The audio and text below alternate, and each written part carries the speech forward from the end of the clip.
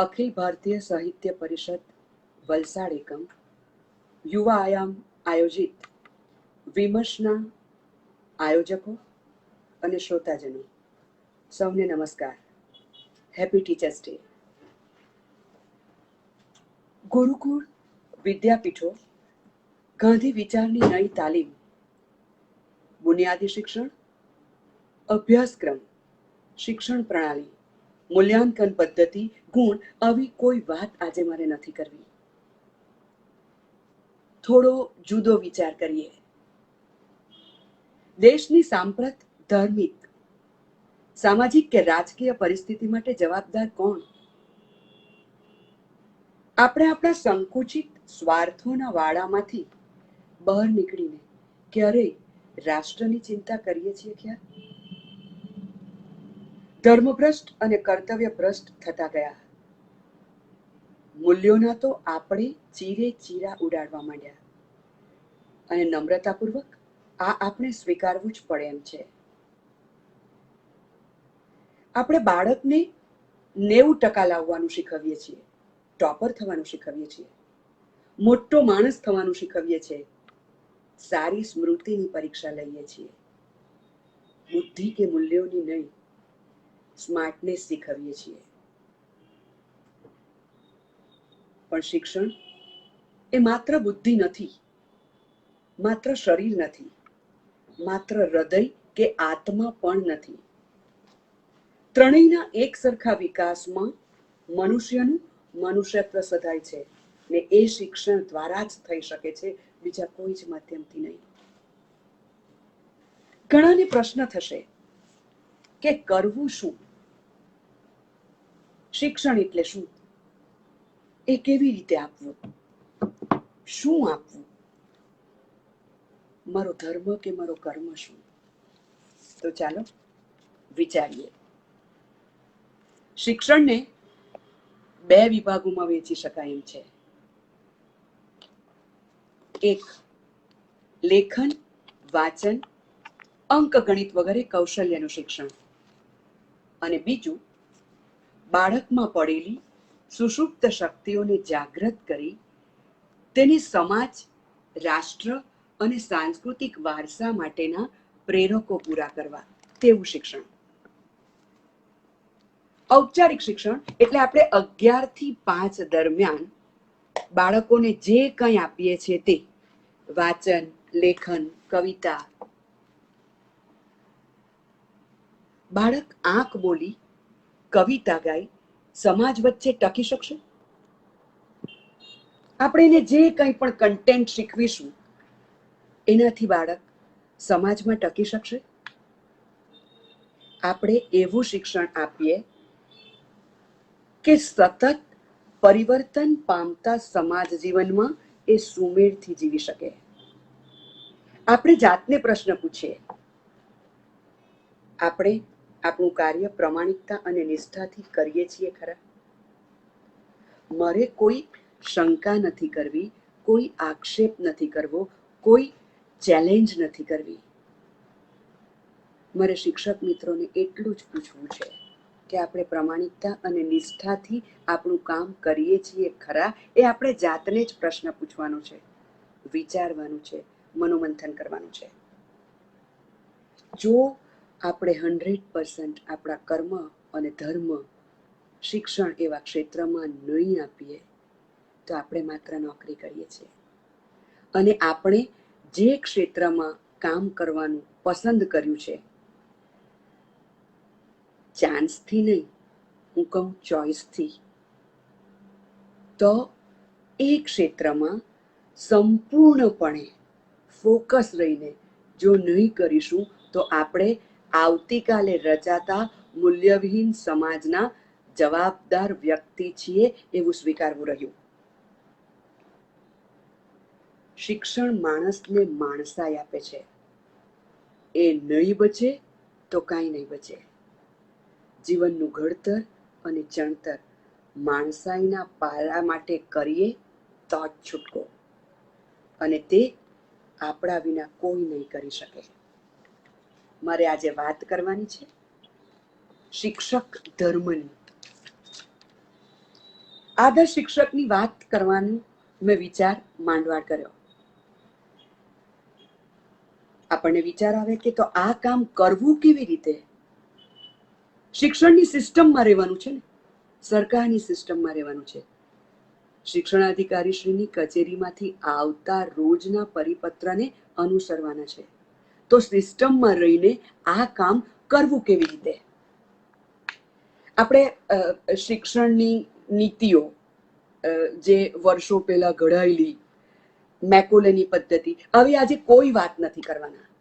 મારે કોઈ paper presentation નથી કરવાનું અને સેમિનાર નથી કરવાનું. મારે મારા શિક્ષક મિત્રો અને કેટલાક આશાવાદી વિદ્યાર્થીઓ સાથે કે જેઓ સાંભળે છે એ બધા જ સાથે વાત કરવી છે, શિક્ષણના ધર્મની, શિક્ષકના ધર્મની. આલ્બર્ટ આઇન્સ્ટાઈને એક વખત ખૂબ સરસ વાત કરેલી. હું કદી શીખવતો નથી, હું એવા સંજોગો પેદા કરું છું જેમાં વિદ્યાર્થી શીખે છે. એક બીજો વિચાર તાજો કરી લઈએ વિનોબાજીનો. શિક્ષક વાણી દ્વારા શીખવતો નથી, એ આચાર દ્વારા શીખવે છે. એ હરે ફરે, બોલે, ચાલે, વ્યવહાર કરે, એમાં જે સચ્ચાઈ, જે પ્રમાણિકતા છે કે જે સમર્પણ ભાવ દાખવે, એમાંથી આપોઆપ નવી પેઢીના દિલમાં એ ગુણોનો અંકુર ફૂટે. એ અંકુર જન્મ લે.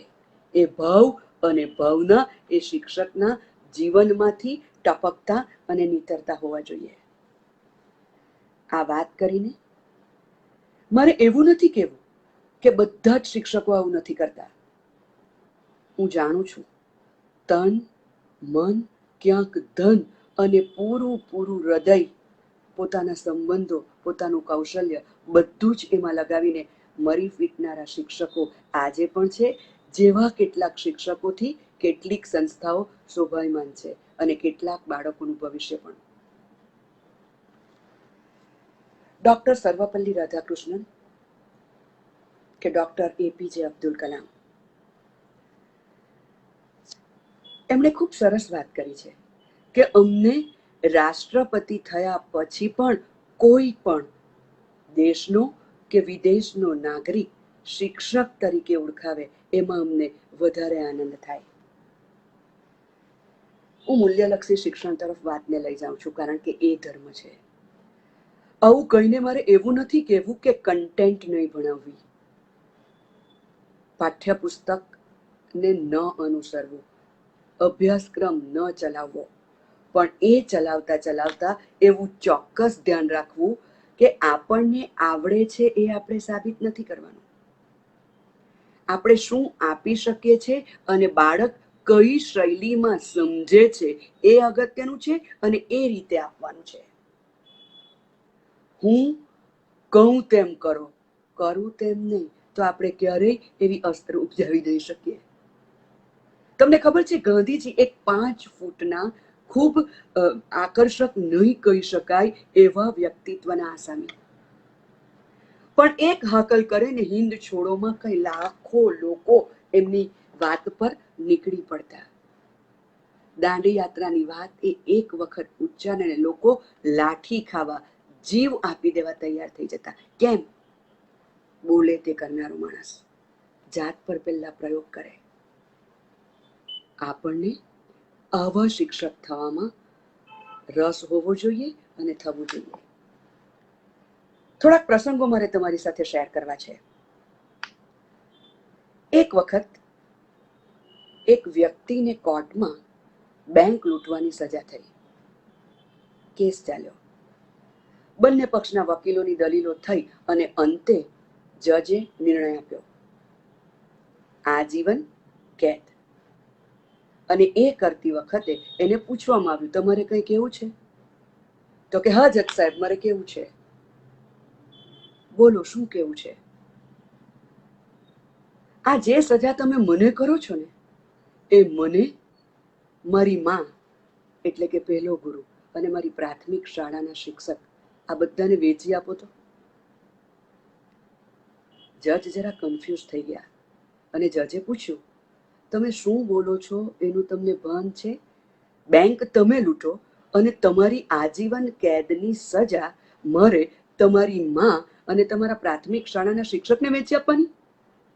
થોડું સ્પષ્ટ કરો. એનું કારણ છે જજ સાહેબ,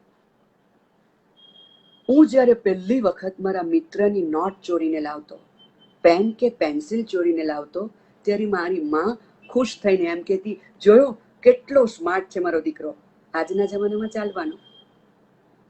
અને ઇન્સ્પેક્શન હોય કે પરીક્ષા, પોતાનું રિઝલ્ટ સારું આવે અથવા સારું દેખાય એટલે મારા ટીચર મને કહેતા કે બાજુમાંથી જોઈને લખી દે.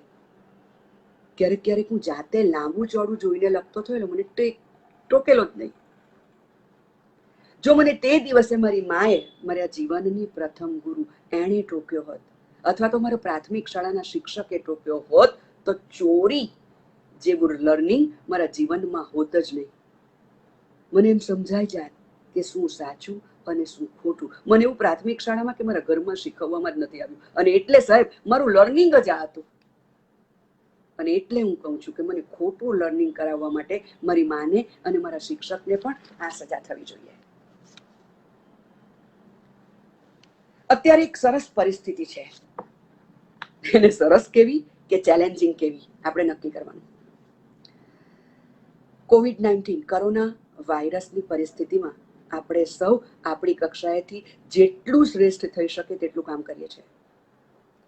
ઓનલાઈન ટીચિંગની વાત આવે છે કે કેટલાય શિક્ષણકારો એમ કહે છે કે આ તદ્દન ખોટી પદ્ધતિ છે, એને બંધ કરી દેવી જોઈએ.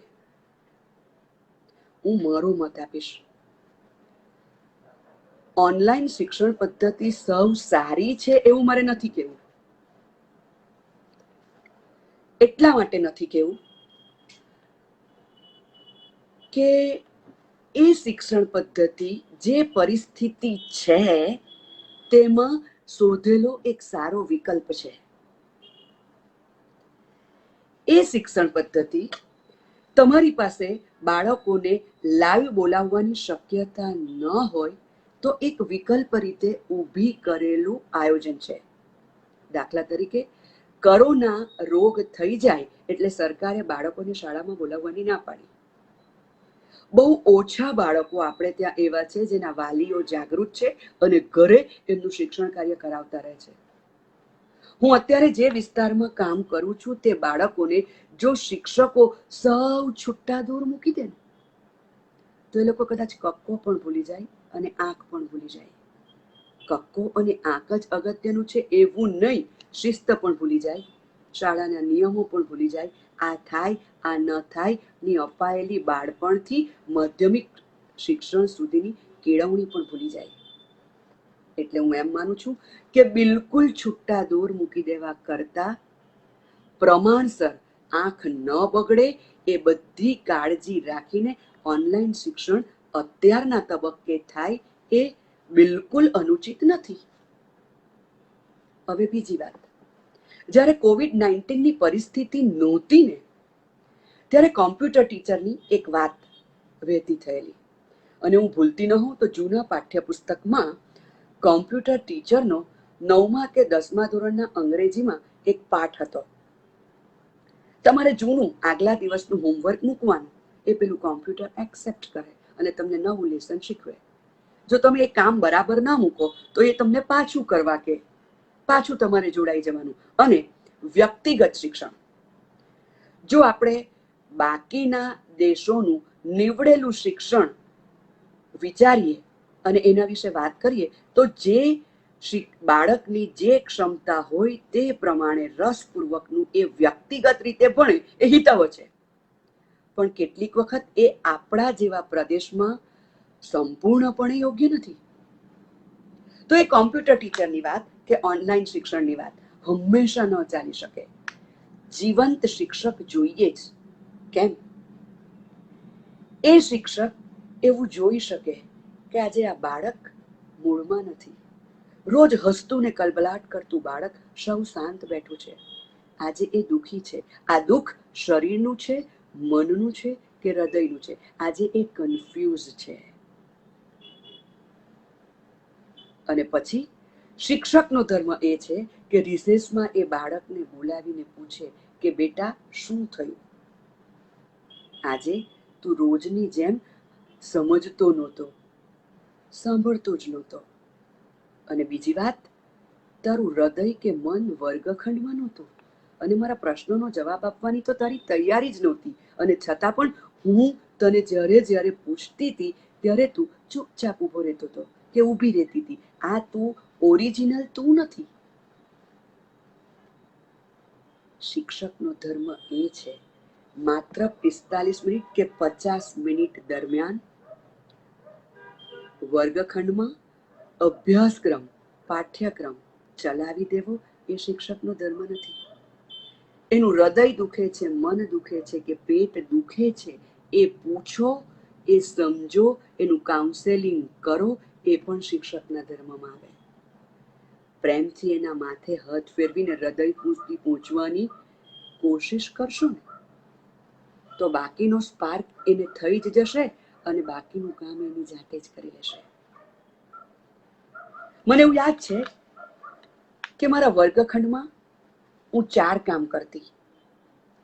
1 સોરી બોક્સ, 1 ગ્રેટિટ્યુડ જાર, 1 થેલા પુસ્તકાલય અને 4થું બડી બેન્ચ. જરા વધારે વિસ્તારથી આ વિષય પર વાત કરું. પહેલા જ દિવસે બાળકોનો પરિચય લેતી. પરિચયમાં માતા પિતા શું કરે છે, કઈ દુકાનમાં છે, કયા પ્રોફેશનમાં છે એવું નહીં, તમને શું ગમે અને તમારે શું કરવું છે, તમને શેમાં રસ, તમારું કૌશલ્ય કયું. અને પછી આત્મીયતા કેળવીને એમ કહેતી કે તમારા ઘરે પડેલી જૂની કોઈ બરણી સરસ રીતે શણગારીને લખીને લાવજો ગ્રેટિટ્યુડ જાર. ઘરમાં પડેલું જૂનું ખોખું શણગારીને લખીને લાવજો સોરી બોક્સ. હું પોતે મારા ઘરેથી લઘુ પુસ્તિકાઓ લઈ જતી અને થેલા પુસ્તકાલય બનાવીને એમાં એક નોટ રાખતી. એ થેલા પુસ્તકાલયનો મોનિટર બનાવીને એ ફ્રી પીરિયડમાં કામ થાય એવું ગોઠવતી. આ 3 બાબતની પહેલા વાત કરું ને પછી બડી બેન્ચની. હું વિદ્યાર્થીનો વિશ્વાસ જીતીને એમ કહેતી કે આજે જાણતા અજાણતા તમારાથી કોઈનું ખોટી રીતે મન દુખાયું હોય તો તમારે એક ચિઠ્ઠીમાં લખી દેવાનું, અલ્પા ટીચર સોરી, અને પેલા સોરી બોક્સમાં નાખી દેવાનું. તેવી જ રીતે કોઈએ તમને આજે મદદ કરી હોય, તમારો આત્મવિશ્વાસ વધાર્યો હોય, તમારી મમ્મી, શિક્ષક કે મિત્રએ તમને ઇન્સ્પાયર કે મોટિવેટ કર્યા હોય તો લખી દો મમ્મી થેન્ક યુ અને પેલા ગ્રેટિટ્યુડ જારમાં નાખી દો. દર મહિનાની છેલ્લી તારીખે હું આ બંને બોક્સ ખોલાવતી અને ખુલ્લા દિલે સોરી અને આભાર એટલે કે થેન્ક યુ વ્યક્ત કરતા બાળકોને બિરદાવતી. એમાંથી 2 બાબતો થઈ. એક તો પહેલા મેં વિશ્વાસ કેળવેલો એટલે એમને વિશ્વાસ આવ્યો એટલે એ વિશ્વાસ મુકતા થયા. સોરી અને થેન્ક યુ કહેવાનું જીગર રાખતા થયા અને એમાંથી એ લોકો આ 2 મૂલ્યો શીખ્યા. ફ્રી પીરિયડ હોય એટલે જે શિક્ષક આવવાના હોય આવે, પણ થેલા પુસ્તકાલયના મોનિટરે પેલી લઘુ પુસ્તિકાઓ કાઢવાની અને લાઉડ રીડિંગ કરાવવાનું અને એની નોંધ પેલી નોટમાં કરી દેવાની.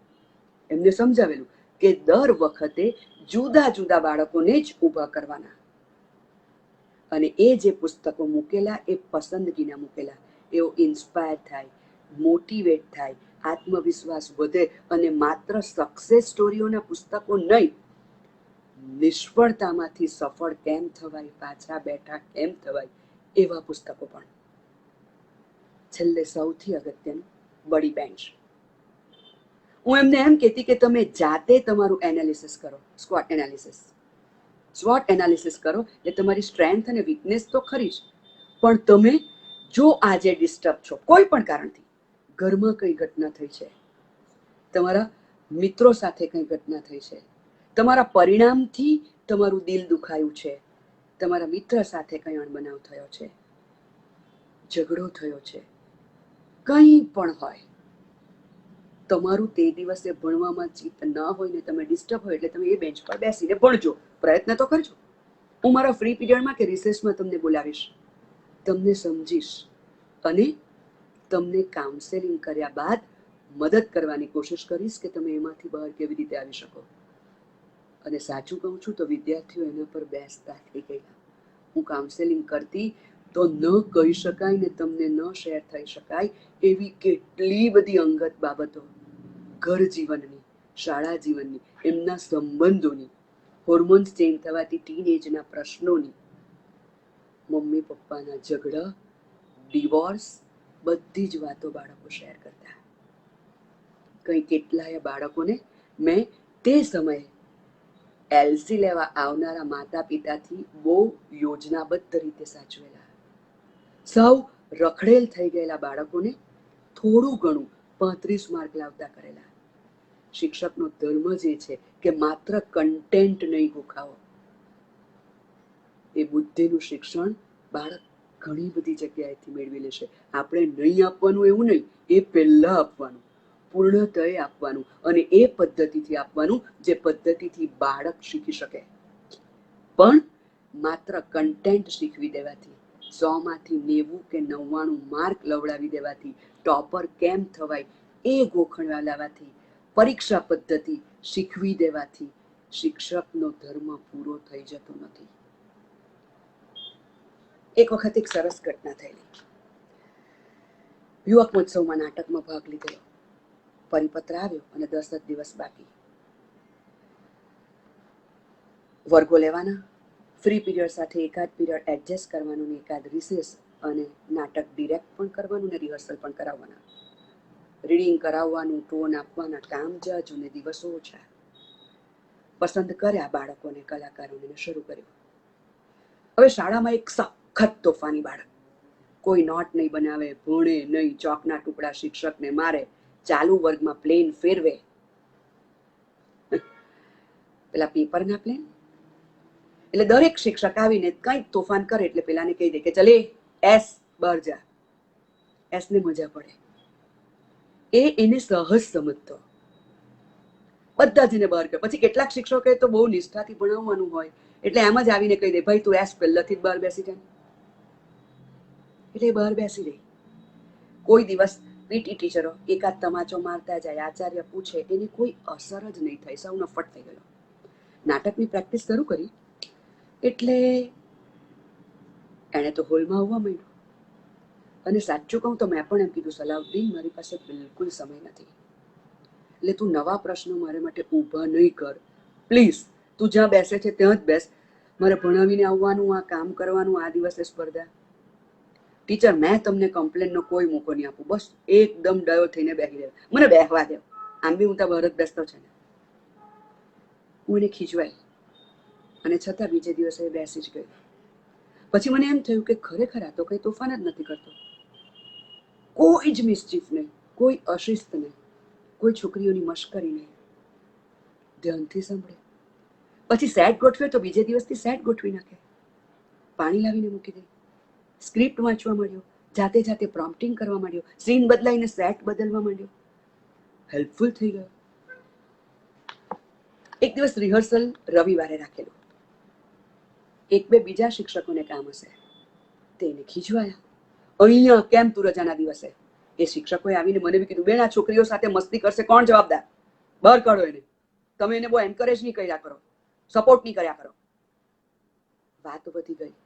વાતમાં ને વાતમાં પેલા ટીચરે ખરેખર એણે જરાક ડિસિપ્લિન વગરનું કામ કરેલું એટલે તમાચો મારવાની કોશિશ કરી અને પેલા એસે એ હાથ પકડી લીધો. મારા માટે પરિસ્થિતિ વધારે કપરી થઈ ગઈ. જેમ તેમ કરીને એની પાસે સોરી કેવડાવીને એ મુદ્દો પૂરો કર્યો. સોરી એને કેવું જ પડે એવું હતું, તે ભૂલ કરી છે. અને પછી એને સમજાવ્યો આમાંથી તને શું મળે. એનામાં વિશ્વાસ મૂક્યો. બેકસ્ટેજ આર્ટિસ્ટ તરીકે એનું નામ અનાઉન્સ કર્યું. તાલુકા કક્ષા અને જિલ્લા કક્ષાએ મારી ટીમમાં હું એને લઈ ગઈ. આજે અલીગઢ યુનિવર્સિટીમાંથી વકીલ થઈને સારામાં સારી પ્રેક્ટિસ કરે છે. એ એસ ખૂબ પ્રેમથી શિક્ષકોને મળવા પણ આવે છે. મારે એમ કેવું છે કે એમાં વિશ્વાસ મૂકવો પડે. એક મમ્મી પપ્પાના ડિવોર્સ થઈ ગયા. એક છોકરી વર્ગમાં આવે, બંને જણે જુદા લગ્ન કરેલા. પેલું બાળક વધારાનું લાગે. વાતમાં બહુ પ્રેમ છે એવું બંને પાર્ટી દર્શાવે, પણ એકચ્યુઅલી તમે એને સાંભળો તો ખબર પડે કે શી ઇઝ નિગ્લેક્ટેડ. હવે જરા ઈગો વધારે ક્લેશ થયો એટલે મમ્મીએ નિર્ણય લઈ લીધો કે આ બાળકને બહાર ભણવા લઈ જવાનું. એટલે ઘડી ઘડી આવીને આચાર્યને કહે કે એલસી આપી દઉં, હું એની માં છું. અને આ બધી પરિસ્થિતિ જ્યારે કાઉન્સેલિંગમાં બડી બેન્ચ પર બેસીને એ વિદ્યાર્થીએ મને શેર કરેલી, ત્યારે મેં આચાર્યને બધી પરિસ્થિતિથી વાકેફ કરેલા અને એમ કહેલું કે કોઈ પણ પરિસ્થિતિમાં આ બાળકનું એલસી આપવાનું નથી, કારણ કે એ માનસિક અને સાંવેગિક રીતે મુગ્ધાવસ્થામાં છે, વધારે ડિસ્ટર્બ થઈ જશે. એ બાળક ખૂબ સારી રીતે 10મું ધોરણ પસાર કરી ગયું અને એના પ્રશ્નો શેર કરતું રહ્યું. અમે ઇનડાયરેક્ટ રીતે એનું કાઉન્સેલિંગ કરતા રહ્યા. આજે સારી કારકિર્દી બનાવી ચૂકેલું છે. મારે એમ કહેવું છે કે શિક્ષકનો આ ધર્મ છે. વાત ઘણી બધી કરવાની છે, થોડી જૂની પછી કરીશ, અત્યારની કરું. આમાંથી કેટલા જણ મીડિયાનો ઉપયોગ કરે છે? ઘણા બધાને કરતા જ હશો. આપણે કોઈ દિવસ મસ્તી કી પાઠશાલા જોઈ છે ગૂગલ પર? રાકેશભાઈ પટેલ નામના યંગ એક આચાર્ય છે, મસ્તી કી પાઠશાલા ચલાવે છે, પ્રાથમિકની શાળા. ખૂબ સરસ રીતે સંવેદના સભર. એ લોકો પણ માર્કની પાછળ નથી, ટોપરની પાછળ નથી, રેન્કની પાછળ નથી. એનો અર્થ એ નથી કે ભણાવતા નથી, શિક્ષણ તો આપવાનું છે. ક્ષમતા પ્રમાણે બાળક ગુણ લાવે અને તે સિવાયના મૂલ્યો શીખે એવી વાત. મને એક વાત કરવી ગમશે જ. એક વખત શાળામાં ઇન્સ્પેક્શન,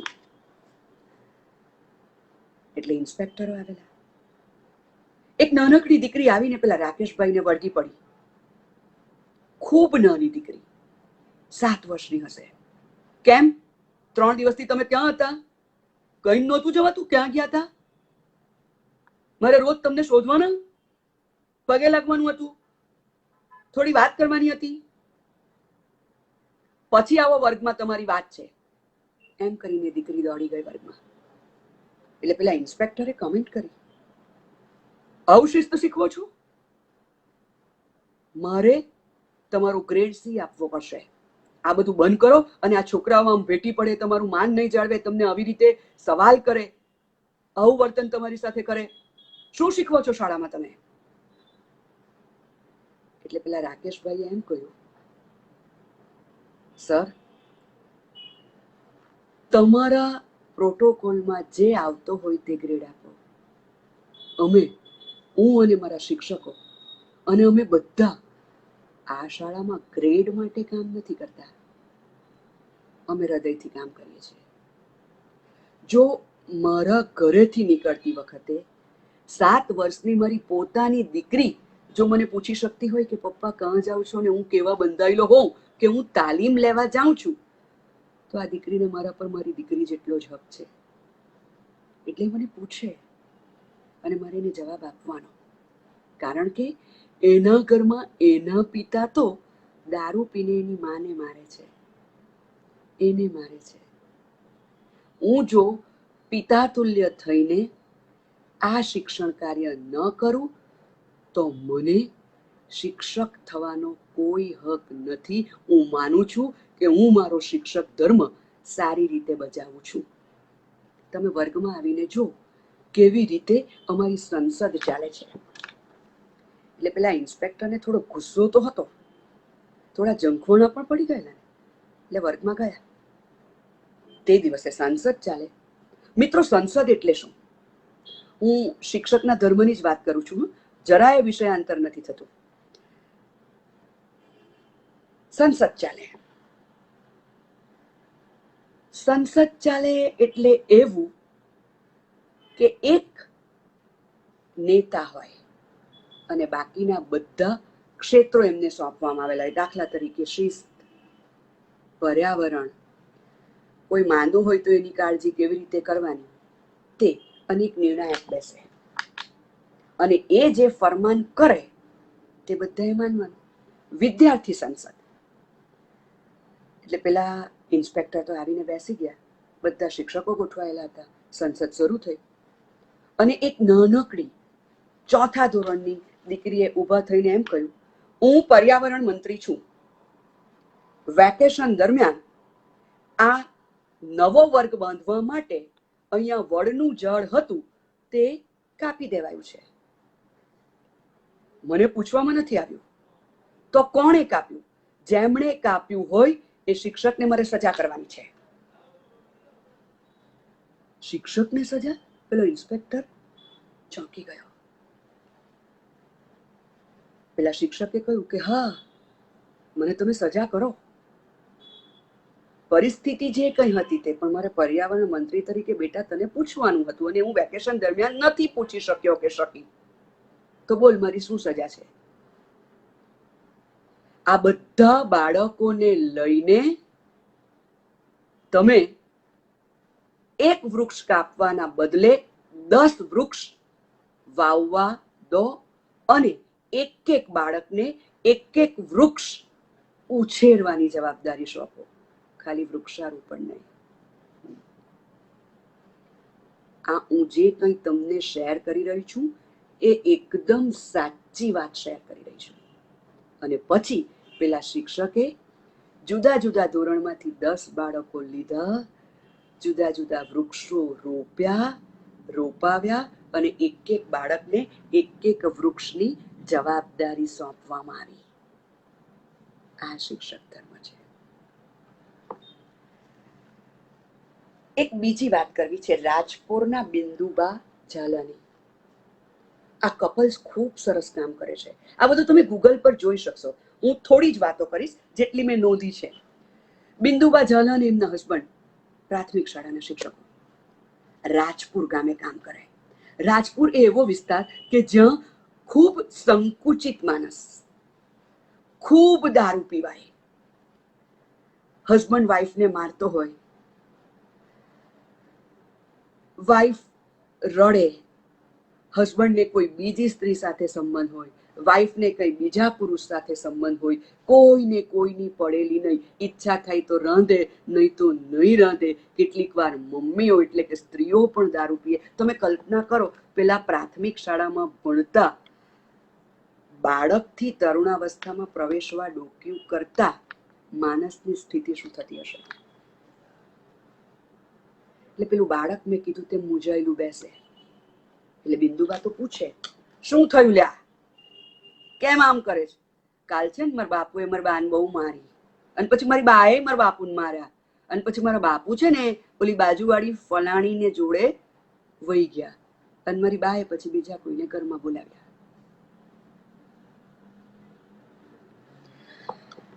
એટલે બિંદુબાએ તો બધા શિક્ષકોને બેઠા કર્યા. આપણે આ વિષય પણ કંઈ કરવું જોઈએ.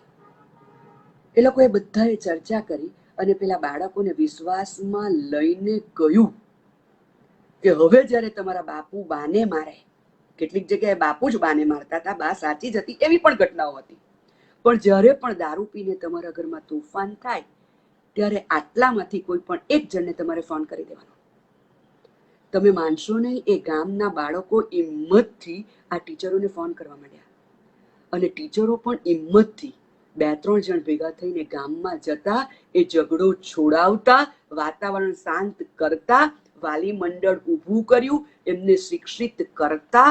અને આખી પ્રોસેસ હું બોલી દઉં છું એટલી વારમાં એ પ્રોસેસ પૂરી નથી થઈ જતી. દોસ્તો, જ્યારે શરૂઆત કરેલી ને ત્યારે આ શિક્ષક મિત્રોએ માર ખાધો, લાઠી ખાધી. સરપંચ પાસે પેલા આક્રમક ગામ લોકોએ એમના નામની ફરિયાદ કરી.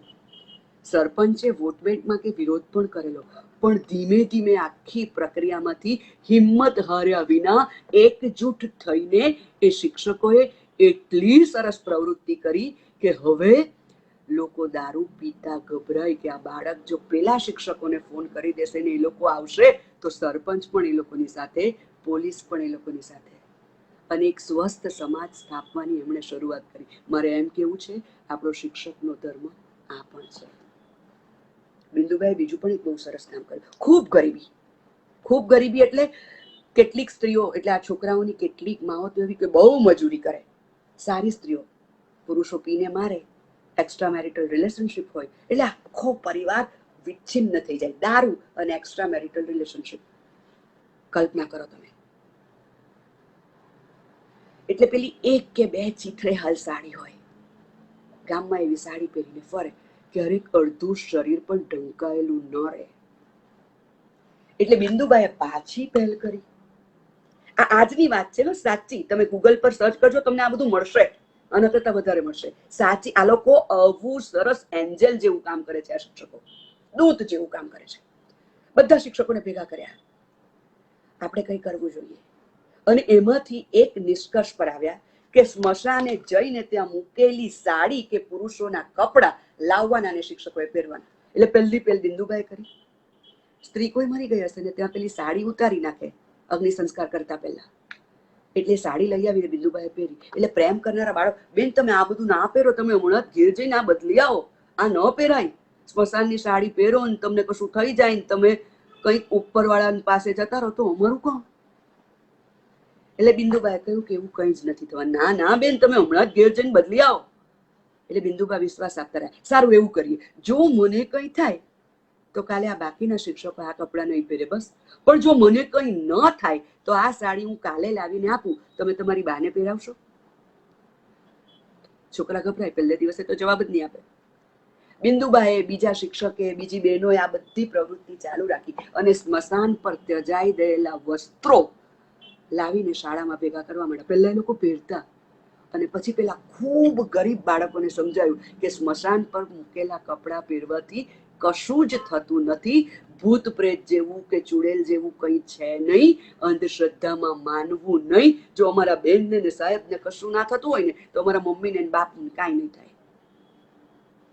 અને તમે માનશો નહીં, એ આખી અંધશ્રદ્ધા, લીંબુ મરચું દોરા ધાગા કાળું ધોળું, આ હું બોલું છું એટલું સરળતાથી એ પ્રદેશમાં કે એ લોકોની માન્યતામાંથી દૂર કરવું સહેલું નથી. પણ પડકારની જેમ લઈને, પ્રક્રિયાની જેમ મંડી પડીને આ શિક્ષક મિત્રોએ આ કર્યું. મારે એમ કેવું છે કે આ છે શિક્ષક ધર્મ. 24 કલાકમાં 8 કલાક શાળાના, એ 8 કલાક ભણાવવાથી કામ પૂરું થઈ જતું નથી, બિલકુલ નહીં. શિક્ષકે મન, હૃદય, એની પરિસ્થિતિ પણ વાંચવી પડે એમ છે. બધી જ ઘટના કહેવા બેસીશ તો લાંબો સમય થશે. હું શિક્ષક મિત્રોને કેટલાક મૂવી જોવાની અપીલ કરું છું. સુપર 30 તમે જુઓ અને બાળકોને બતાવો. 3 ઇડિયટ્સ, હિચકી, ચોક એન્ડ દસ્તર, તારે જમી પર. હવે બીજી પણ મૂવી છે, ક્યારેક સમય મળ્યો ફરી વાત કરીશું. કેટલાક પુસ્તકો. સૌથી પહેલા મનસુખભાઈ સલ્લા, લોક ભારતી સણોસરા, એ આખી ગાંધીજીના વિચારની નઈ તાલીમમાંથી નિષ્પન્ન થયેલું ક્ષેત્ર છે. એમનું લખેલું પુસ્તક છે માણસાઈની કેળવણી. હું તમને નમ્રતાપૂર્વક વિનંતી કરું છું કે શિક્ષક મિત્રો આ પુસ્તક વાંચે જ. માણસાઈની કેળવણી.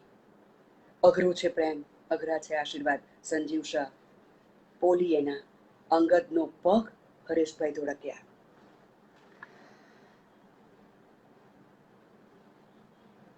એક સવાલ પૂછવો છે તમને. તમે કોફી શોપમાં જાઓ અને કોઈ વેઇટર કોફી લઈને આવે, એક તમને હસતા હસતા આપે અને એક એકદમ ગભરાયેલો મૂંઝાયેલો, એવી રીતે આપે. તમને કઈ કોફી ગમે? તમે કોને ટીપ સારી આપો? ઓફકોર્સ હસતા વેઇટરને, રાઈટ? ઓકે. હવે એને જ સંલગ્ન એક બીજો સવાલ.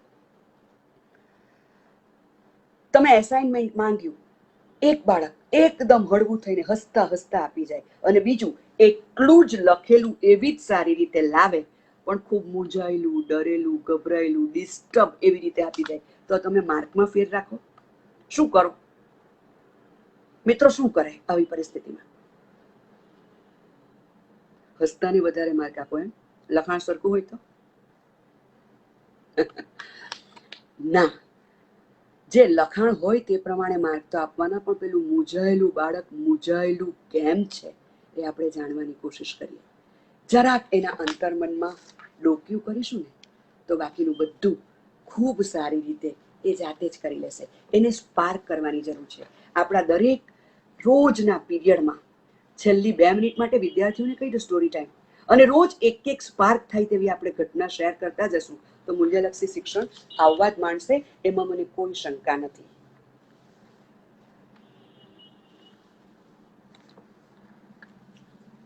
આપ સૌ અબ્રાહમ લિંકને એના પુત્રના શિક્ષકને લખેલા પત્ર વિશે તો જાણતા જ હશો ને? જો જાણતા હોય તો હું શેર નહીં કરું, તમે મેસેજ કરો તો મને સમજ પડે.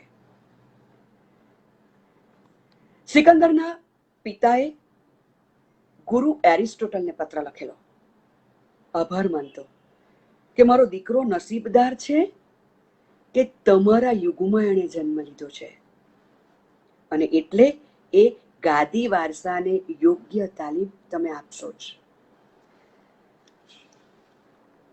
મિસિસ થોમ્સન અને ટેડની સ્ટોરી તમે જાણતા જ હશો. મિસ સુલિવાન અને હેલન કેલરની ઘટના તમને ખબર જ હશે. ગોખલે ને ગાંધીની વાત ખબર જ હશે. સાંદીપની ને કૃષ્ણની વાત ખબર જ હશે. સચિનના ગુરુ કોણ હતા ખ્યાલ છે તમને? રમાકાંત આચરેકર. 2 ક્રિકેટરોએ એક સાથે પોતાની કારકિર્દી શરૂ કરેલી. એ કોણ ખબર? એક સચિન તેંડુલકર અને બીજો કોણ? એક સરખી કરિયર શરૂ કરેલી, એક સરખા ટેલેન્ટેડ હતા. તો 2 માં શું ફેર અને કેમ? સચિન તેંડુલકરને એના ગુરુએ વાંચવાની ટેવ પાડેલી. એ પુસ્તકો વાંચતા એટલે એનામાં ધીરજ હતી, એનામાં ઈર્ષા નહોતી. સફળતાનો કેફ એને ચડ્યો નહીં, એને એટલે ખૂબ ધીરજથી એ આ સિદ્ધિ હાંસલ કરી શક્યા. મારે એમ કહેવું છે કે સચિન તેંડુલકર કે કામલીની મારે વાત કરવી જ નથી. મારે કોઈ કમ્પેરિઝનમાં નથી પડવું. મારે જે વાત કરવી છે તે ગુરુના રોલની કરવી છે. ગોખલે જો ગાંધીને એકચ્યુઅલી દક્ષિણ આફ્રિકાથી આવ્યા બાદ આ ભારતના સ્વાતંત્ર્ય સંગ્રામમાં જોડાવાનું કોઈ સપનું લઈને નહોતા આવેલા. ગાંધીજી એ સ્ટીમરમાંથી ઉતર્યા અને ગોખલે એમની સાથે જે વાત કરી એમાંથી જીવન પરિવર્તન થઈ ગયું. શિક્ષક મિત્રો, શિક્ષકનો ધર્મ આ છે. એક વખત એક બાળકનો ડાબો હાથ અકસ્માતમાં ખભાથી કપાઈ ગયેલો, અને છતાં એને જુડો શીખવાની ઈચ્છા, એટલે ચાઇનીઝ સેન્સુઈ પાસે શીખવા ગયો. ગુરુએ શીખવવા માંડ્યું. થોડા જ દિવસમાં એમણે એને કહી દીધું કે તારે આ એક જ દાવ શીખવાનો છે, એની પ્રેક્ટિસ રોજ કરવાની. એને ગમ્યું નહોતું, આ ગુરુ કરે છે શું, મારે એકનો એક દાવ શીખવાનું, એ શીખવા હું અહીંયા આવ્યો છું. 3 મહિના પછી એ પ્રદેશની એક જુડોની મોટી સ્પર્ધા યોજાયેલી. ગુરુએ તો ફોર્મ ભરી દીધું. પેલો ગભરાયા, તો હું આજે માર ખાવાનો, કઈ પગ તૂટવાના, લોહી નીકળવાનું. પણ ગુરુએ કહ્યું કે આ એક જ દાવની પ્રેક્ટિસ તારે કર્યા કરવાની. એટલે એક જ દાવની પ્રેક્ટિસ આટલી બધી એ કરતો. હવે એને જે સ્પર્ધામાં ભાગ લેવડાવ્યો એ દાવમાં એનો ડાબો હાથ પેલો પ્રતિસ્પર્ધી પકડે તો જ એ હારી જાય, જે આને માટે શક્ય જ નહોતું. અને એટલે એ જીતી ગયો. અને ત્યારે એને સમજાયું કે એના ગુરુએ આ એક જ દાવની આટલી પ્રેક્ટિસ કરવા કેમ કહ્યું અને કેમ આ સ્પર્ધામાં ભાગ લેવડાવેલો. મારે એમ કેવું છે, આપણે કન્ટેન્ટના શિક્ષણ કાર્યની સાથે સાથે આપણા બાળકની સ્કિલ શું છે, વીકનેસ શું છે અને સ્ટ્રેન્થ શું છે તે પણ જોઈએ, અને તે પ્રમાણે એને વાળીએ તો સારામાં સારું પરિણામ લાવી શકીએ. શિક્ષક જ એવી વ્યક્તિ છે કે જે બાળકના જીવનનું પરિવર્તન કરી શકે, સમાજ અને રાષ્ટ્રનું નવનિર્માણ કરી શકે. માત્ર ડૉક્ટર સર્વપલ્લી રાધાકૃષ્ણન, એપીજે અબ્દુલ કલામ કે ચાણક્યના કોટેશનો 5મી સપ્ટેમ્બરે ટાંકી દેવાથી કે સરસ લેખ લખી દેવાથી વાત પૂરી થઈ જતી નથી. જો કોઈ નેતા હોય કોઈ પણ શિક્ષણ સંસ્થાના, તો તેણે પણ પોતાના શિક્ષકોનું, ટીમની સ્ટ્રેન્થ અને વીકનેસ જાણીને વિદ્યાર્થીઓ માટે બેસ્ટ કેવી રીતે થઈ શકે તેના પ્રયત્ન કરવા જોઈએ.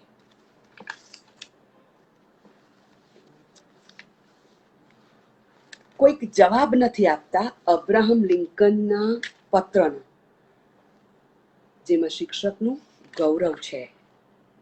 જો તમને એ પત્ર વિશે ખબર હોય તો હું અત્યારે એ વાત રહેવા દઉં છું. માર્ક નામનો એક સોલ્જર શહીદ થયો અને ત્યારે એના એક ઘરડા શિક્ષક કબર પર ફૂલ મૂકવા ગયા અને વહાલથી હાથ ફેરવીને એમણે એમ કહ્યું કે મારો ખૂબ વહાલો વિદ્યાર્થી, દેશ માટે તું મરી ફીટ્યો છે, તને મારી ખૂબ ખૂબ શ્રદ્ધાંજલિ. બાજુમાં એક બીજો સૈનિક હતો. એણે આવીને એમ કહ્યું કે તમે માર્કના 9મા ધોરણના ટીચર છો? પેલા ટીચરે કહ્યું કે હા. કેમ? એ તમને કાયમ યાદ કરતો. અમે સરહદ પર યુદ્ધ કરવા જવાના હોય ને ત્યારે તમારો કોઈ કાગળ કાઢતો, એને વાંચતો, હૃદય પર મૂકતો અને પછી યુદ્ધ કરવા મારી સાથે આવતો. બીજા એક સૈનિકે આવીને એમ કહ્યું, મેં તમારો આ પત્ર મઢાવીને રાખેલો છે મેડમ. પેલા ત્રીજાએ પૂછ્યું કે આ પત્રમાં હતું શું? 9મા ધોરણમાં એ ટીચરે દરેક વિદ્યાર્થીને એક ફૂલસ્કેપ પેપર લેવા કહ્યું અને એમ કહ્યું કે તમારું નામ લખો અને એને પાસ કરો. અને બધા વિદ્યાર્થીઓને સૂચના આપી કે જે નામનું કાગળ તમારી પાસે આવે એ તમારા મિત્ર વિશે તમારે 2 સરસ વાત લખવાની છે. બધા વિદ્યાર્થીઓએ લખી. નેગેટિવ લખવાની ના પાડેલી. એ પત્ર આવી ગયો અને પછી એ શિક્ષકે 2 રાત બેસીને એ બધા જ વિદ્યાર્થીઓના સદગુણો નામજોગ એક એક પત્ર પર લખ્યા. ધારો કે અલ્પાબેન વિશે જે કંઈક લખાયેલું હોય છૂટું છૂટું, તે અલ્પાનાયક મોદીના નામે એક સરખું કરીને એ પત્ર તૈયાર કર્યો. એવો બધા વિદ્યાર્થીઓ તૈયાર કર્યો અને 2 દિવસ પછી એ વિદ્યાર્થીઓને ભેટ આપ્યો. તમે માનશો નહીં, એમાં વિદ્યાર્થીઓને એટલું મોટિવેશન, એટલું ઇન્સ્પિરેશન મળ્યું, એટલો બધો આત્મવિશ્વાસ કેળવાયો. જ્યારે હતાશ થાય ત્યારે એ પત્ર કાઢીને વિદ્યાર્થીઓ વાંચતા. શિક્ષકને તો યાદ કરતા જ આત્મવિશ્વાસ કેળવતા, ડિપ્રેસ નહોતા થતા અને જીવનના કોઈ પણ પડકારને સારી રીતે પહોંચી વળતા. અર્જુન વૃત્તિ કૃષ્ણના ગુરુ હતા. ડિપ્રેસ થયો એટલે કહ્યું કે સાચા ને ધર્મને પક્ષે રહેવાનું છે, લોહીને પક્ષે એવું નહીં. એ લોકો અધર્મને પક્ષે છે તો ખોટા છે. તારા જીવનની લડાઈ એકલો પડે તો પણ લડવાની. અને એમાંથી આખી ભગવદ્ ગીતાનું સર્જન થયું. મિત્રો, એના જેવું ઉમદા ગુરુ તરફથી શિષ્યને લખાયેલું બીજું કોઈ પુસ્તક જીવન માટેનું છે જ નહીં. આપણે થોડી થોડી વાતો બાળકોને ગીતાની કરતા જઈએ તો હતાશા, સ્યુસાઇડ જેવા પ્રશ્નોમાંથી બહાર નીકળી જશું. એક તાતી જરૂર અત્યારે સામાજિક પરિસ્થિતિની છે. હું તમામ શિક્ષક મિત્રોને અપીલ કરું છું, જરાક ઝડપી કરજો. આ એક્સ્ટ્રા મેરિટલ રિલેશનશિપ જેવા મૂલ્યોની બાબતે આપણે ખૂબ જાગતા થઈ જવાની જરૂર છે. COVID-19માં ધંધાઓ મરી પરવાર્યા છે, ત્યારે આર્થિક પરિસ્થિતિને લીધે ચોરી લૂંટફાટની પરિસ્થિતિ સર્જાય ત્યારે મૂલ્યો સાચવીને કેમ જીવવું એ શિક્ષણ પણ આપવાની જરૂર છે. થોડા પ્રયત્ન કરીએ. એ ચોરી લૂંટફાટથી હું જીતી ગયો કે સ્માર્ટ થઈ ગયો એ લર્નિંગ બાળકો નહીં લઈ તે શીખવવાની જવાબદારી આપણી છે. તમારું કમિટમેન્ટ રાખો, એ પ્રેમ છે. આજે આ ગમી જાય ને આનાથી આકર્ષિત થઈ જાય ને, નહીં, એ પ્રેમ નથી. આ શીખવવાની જરૂર છે. આપણે સમાજ બચાવવાની જરૂર છે, વિદ્યાર્થી ધન બચાવવાની જરૂર છે. સમાજશાસ્ત્રના કે રાજનીતિના શિક્ષણના પાઠો પણ આપણે શીખવવા પડે મિત્રો. તો જ આવતીકાલનો નાગરિક સારો આવે, આવતીકાલે રાષ્ટ્રને, સમાજને સારો નેતા મળી શકે. મારો સમય પૂરો થાય છે. 2 જ વાત કરીશ. શિક્ષકનો ધર્મ એટલે શું? એને મૂલ્યો શીખવવાના છે, કન્ટેન્ટ તો શીખવવાની જ છે, અભ્યાસક્રમ ચલાવવાનો છે, પરીક્ષાલક્ષી કેળવણી આપવાની છે, શાળાકીય શિક્ષણ આપવાનું છે, કારકિર્દીનું માર્ગદર્શન આપવાનું છે, વ્યવસાયલક્ષી શિક્ષણ આપવાનું છે, પણ જીવનલક્ષી શિક્ષણ ને મૂલ્યલક્ષી શિક્ષણ પર સૌથી વધારે ભાર આપવાનો છે. કારણ કે બુદ્ધિ બધા પાસે છે અને બુદ્ધિનું જ પ્રતીક છે ઓસામા બિન લાદેન. વિજય માલ્યા, નીરવ મોદી કે હર્ષદ મહેતા. મારે એમ કેવું છે કે બધામાં પ્રતિભા છે કે નહીં એ તમે શોધશો, પણ તમે સ્પાર્ક કેળવશો તો એમાં પ્રતિભા થશે અને જાતે જ પોતાનો રસ્તો શીખી લેશે કે શોધી લેશે. આપણે પાંખ મજબૂત કરીને ખુલ્લું આકાશ આપવાનું છે. शिक्षक શું છે?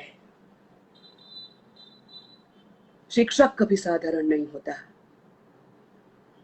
प्रलय और निर्माण उसकी गोद में पलते हैं. આ આપણે ખૂબ ગાય વગાડીને કહીએ છીએ. એ જ ચાણક્યની બીજી વાત પણ આપણે ગાય વગાડીને કહેવી પડે એમ છે અને એ દિશામાં કામ કરવું પડે એમ છે. અને તે એ કામ છે, જો शिक्षा यह नहीं सिखाती कि राष्ट्र सर्वोपरि है, उसे तुरंत रोक देना चाहिए. મારે એમ કેવું છે, રાષ્ટ્રીય ચારિત્ર નિર્માણ કરવા માટે એ દિશામાં આપણે કંઈક કામ કરવું જોઈએ.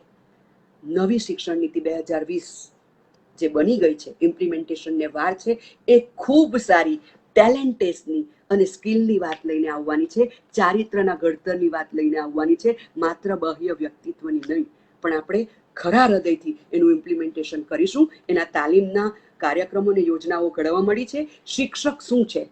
અબ્રાહમ લિંકન જેવા સત્તાધીશે શિક્ષકને લખેલો એક પત્ર, અને ત્યાર પછી રૂસોની વાત કરીને આપણે આ વાર્તાલાપ પૂર્ણ કરીશું. પોતાના પુત્રના શિક્ષકને લિંકનનો પત્ર. વાલા શિક્ષક, મારા પુત્રને આંગળી ઝાલીને દોરજો. આજે તેણે શાળા જવાનો આરંભ કર્યો છે. શરૂમાં એને બધું અજાણ્યું અને નવું નવું લાગશે, ત્યારે એની સાથે થોડી રહેમતથી વર્તજો એવી મારી વિનંતી છે. આ જગતમાં વસવા માટે શ્રદ્ધા, પ્રેમ અને હિંમત જોઈએ. એથી તો એની કુમળી આંગળી ઝાલી દોરજે અને એને જાણવા યોગ્ય સૌ બાબતો શીખવજે. જો બની શકે તો આ બધા પાઠ મૃદુતાથી શીખવજે. એને શીખવું તો પડશે જ. હું જાણું છું કે બધા માણસો ન્યાયપૂર્વક વર્તતા નથી, બધા જ માણસો સાચા નથી, પણ એને શીખવજે કે દરેક કઠોર માણસે એક વીર પુરુષ પણ હયાત છે. હરેક પ્રપંચી રાજપુરુષોની સામે એક સમર્પણની ભાવનાવાળો નેતા હોય છે, જે જગતની સમતુલા જાળવી રાખે છે. એને શીખવજે કે હરેક દુશ્મનને એક મિત્ર પણ હોય છે. ક્રૂર અને ઘાતકી માણસો ઘણી સહેલાઈથી ઝૂકી જાય છે અને તમારા પગ ચાટવા માંડે છે. એ વાત પણ એ શીખે તો સારું. એને પુસ્તકોની અદ્ભુત દુનિયાના દર્શન કરાવજે. આકાશમાં ઊંચે ઉડતા પંખીઓ, સૂર્યના પ્રકાશમાં ગીતો ગાતી મધમાખીઓ અને લીલાછમ ડુંગરા ઉપર ઝૂલતા પુષ્પોનું શાશ્વત રહસ્ય શોધવા એને થોડી નિરાંતનો સમય આપજે. એને શીખવજે કે છેતરપિંડી કરવા કરતા નિષ્ફળ જવું એ અનેક રીતે બહેતર છે. ભલે બીજા બધા એને ખોટો કહે તો પણ એના પોતાના જ વિચારોમાં શ્રદ્ધા રાખવાનું શીખવજે. એના મન હૃદયને સર્વોચ્ચ સાહસ માટે સમર્પી દે, પણ આત્મા અને હૃદયના દ્વાર એ બંધ ન કરે એ જોજે. ટોળાની બૂમોથી એ નમે નહીં, અને જો પોતાની વાત સાચી લાગે તો એને માટે જીવ સટોસટની લડાઈ આપતા અચકાય નહીં, એમ એને શીખવજે. હે શિક્ષક, આ બધું એને મૃદુતાથી શીખવજે, પણ એને લાડ લડાવીશ નહીં, કારણ કે અગ્નિમાં તપીને જ સુવર્ણ શુદ્ધ બને છે. મારી લાગણી કદાચ તને વધુ પડતી લાગે, પણ જો બની શકે તો તું આટલું જરૂર કરી છૂટજે, કારણ કે એ મારો નાનકડો મજાનો પુત્ર છે. લિખિતિન અબ્રાહમ લિંકન. આપણે બાળકોને શીખવવાનું છે કે વડીલોનો તિરસ્કાર નથી કરવાનો, પણ એ ખોટા હોય તો એમને સમજાવવાની કોશિશ કરવાની છે ને સત્યને વળગી રહેવાનું છે.